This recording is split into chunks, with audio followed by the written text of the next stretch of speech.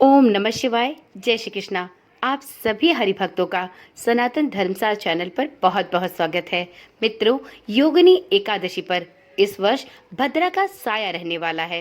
हिंदू धर्म में भद्रा काल के दौरान शुभ कार्यों को करने की मनाही होती है। आज की वीडियो में हम जानेंगे कि इस वर्ष योगिनी एकादशी भद्रा के साये में किस प्रकार से की जाएगी।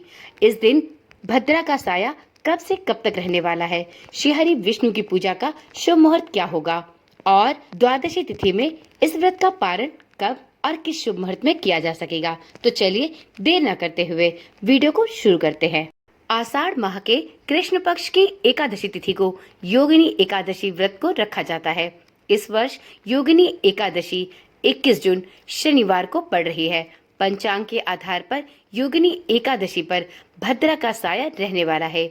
एकादशी व्रत भगवान विष्णु एवं माता लक्ष्मी को समर्पित है।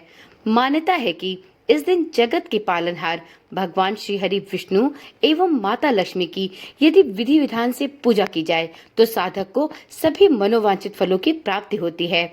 तो इसलिए जो भी कोई साधक योगिनी एकादशी का व्रत करते हैं उनके लिए यह जानना बहुत आवश्यक है कि योगिनी एकादशी पर इस वर्ष भद्रा का साया कब से कब तक रहने वाला है, क्योंकि भद्रा के समय में कोई भी शुभ कार्य या पूजा इत्यादि नहीं किए जाते।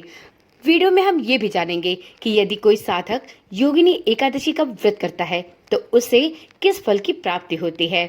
मित्रों, हिंदू पंचांग के अनुसार योगिनी एकादशी पर भद्रा सुबह 5:24 से सुबह के 7:18 तक रहने वाली है। हिंदू धर्म में भद्रा काल को पूजा पाठ के लिए अशुभ माना गया है।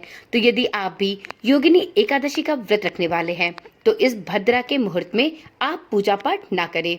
आप श्री हरि विष्णु की पूजा सुबह 5:24 से पहले और सुबह 7:18 के बाद करें। मित्रों, वीडियो में अब जानते हैं कि श्री हरि विष्णु की पूजा योगिनी एकादशी पर किन शुभ मुहूर्त में की जा सकेगी। तो देखिए मित्रों, योगिनी एकादशी पर पूजन का ब्रह्म मुहूर्त सुबह 4:04 से सुबह के 4:44 तक है।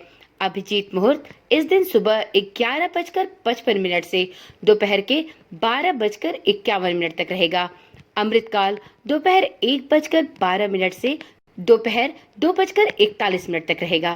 तो इस प्रकार से योगिनी एकादशी के दिन आपको यह कुछ शुभ मुहूर्त प्राप्त हो रहे हैं, जिसमें यदि आप श्री हरि विष्णु की पूजा संपूर्ण निष्ठा और पूर्ण विधि विधान के साथ करते हैं तो आपको निश्चित ही अमोघ फल की प्राप्ति होगी।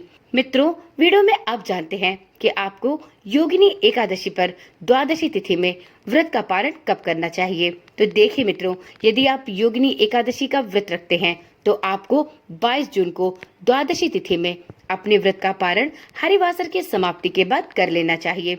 व्रत पारण का शुभ मुहूर्त 22 जून को दोपहर 1:47 से शाम के 4:35 तक होगा। तो आप योगिनी एकादशी का व्रत रखते हैं तो आप श्री हरि विष्णु की पूजा पूर्ण विधि विधान से करने के बाद द्वादशी तिथि पर अपने व्रत का पारण अवश्य कर ले। पारण करने से पहले दान दक्षिणा अवश्य दे, क्योंकि ऐसी मान्यता है कि कोई भी व्रत या पूजा या कोई अनुष्ठान तब तक पूर्ण और फलदायी नहीं होता जब तक आप अपने व्रत अनुष्ठान के बाद दान दक्षिणा नहीं प्रदान करते। तो आप भी योगिनी एकादशी का व्रत रखने के बाद द्वादशी तिथि पर जरूरतमंदों या ब्राह्मण को अपने सामर्थ्य के अनुसार अन्न, वस्त्र या जरूरत की सामग्री का दान अवश्य करें। यदि आप किसी भी सामग्री का दान करने में असमर्थ है तो आप अपने सामर्थ्य के अनुसार किसी भी जरूरतमंद या ब्राह्मण को धन का दान अवश्य करें। मित्रों, हिंदू धर्म की मान्यताओं के अनुसार योगिनी एकादशी व्रत करने से व्यक्ति को उसके सभी पापों से मुक्ति मिलती है। साथ में उसे 88,000 ब्राह्मणों को भोजन कराने के बराबर पुण्य की प्राप्ति होती है। उसके जीवन में सुख समृद्धि का आगमन होता है। उसके घर परिवार में सदैव सुख, सौभाग्य और धन का आगमन बना रहता है। तो आप भी श्री हरि विष्णु के भक्त हैं तो योगिनी एकादशी का व्रत अवश्य रखें। तो चलिए मित्रों, आज की वीडियो यहीं पर समाप्त करते हैं। मिलते हैं अगली वीडियो के साथ। अगली वीडियो में हम सभी साधकगण योगिनी एकादशी की व्रत कथा का श्रवण करेंगे। ओम नमः शिवाय। जय श्री कृष्ण। राधे राधे।